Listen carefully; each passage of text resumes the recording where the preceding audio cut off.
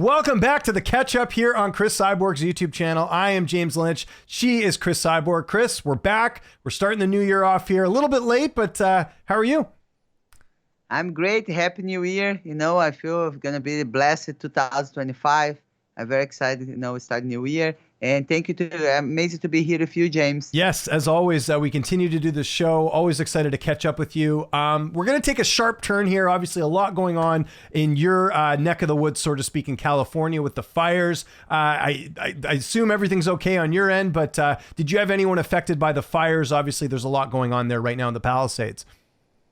We are a little far now in Huntington Beach, but we're very sad what's going on over there. We see a lot of videos on Instagram, but people have a lot of voluntary people. Even me, I try volunteering on the weekends, but there was a lot of people helping with the animals, everything, and the people giving all the donation. It's very sad, I hope that people recover soon, but they're gonna be so easy and very sad. Yeah, and we wish them all the best here over at the Catch Up. How are your holidays? What did you get up to? I believe you went to Brazil for the holidays, if I'm not mistaken.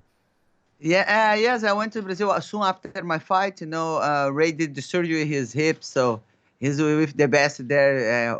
Doctor Pedroni was really nice. His recovery, happy. For a long time it was an injury in his hips, but now so good. I was with my family. I went to the farm, take care of all the animals, the Kayla, Rhonda, all the cows, every day, the horse. It was really nice, really fun to see my family. And it being chill a little bit in Brazil, and it was really cool. Enjoyed the food. Before we talk about what's next with you, obviously a lot going on with PFL. We just found out, obviously, yesterday, day before, that Bellator no longer a promotion anymore. But I wanted to start actually first with Holly Holm, a good friend of yours. You and Holly trained together last year. Holly leaving the UFC. She is now a free agent. Just your reaction to that, with Holly not being with UFC anymore. Holly's an amazing person. I love to be there with work with her at her last camp. I wish the best for her. And she still have a lot of fights she can do. The Kayla Taylor boxing. She told me, Cris, I would like maybe back on boxing. So maybe she's having a great fight against Kayla Taylor. Let's see. Yeah, I'm excited for that. It's funny. I'm leaning that way too. I think, it's interesting to think when Holly left boxing to come over to MMA, how much different women's boxing is now, right? With people like yourself who have really raised the bar, and we see the paydays now. So I think it's a good time for Holly to go back into boxing. I think that would be a great move for her. So we'll see what happens there. But let's get back to you, Cris. I mentioned it there. Bellator, no more. What's going on with you? What any updates? Is it going to be MMA? Is it going to be boxing? What's going on with you these days, Cris? About Bellator, really sad. I love working on Bellator. It's amazing time over there, but time finished. So really sad about the fighters. You see a lot of things going on. But for me, I don't know when's gonna be my next MMA fight, but for sure I'm ready for defend my title anytime they call me.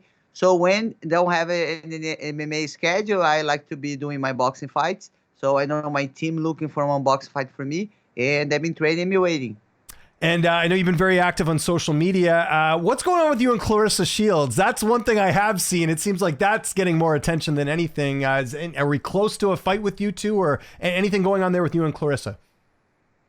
The reality, she's, I did some boxing fights. She called me out. Then we met at the Super Bowl, and they said, why are you calling me out? Then she said, we started arguing between them both. Yeah. And the reality, the weight, she was getting so heavy. So I said, man, we can fight 147. She said, you have a lot of experience. She said, I can go down. So, but if she do a little good diet, she can make the weight. I think is when you have discipline, you're athlete, you train on diet, sleep, you see what you eat.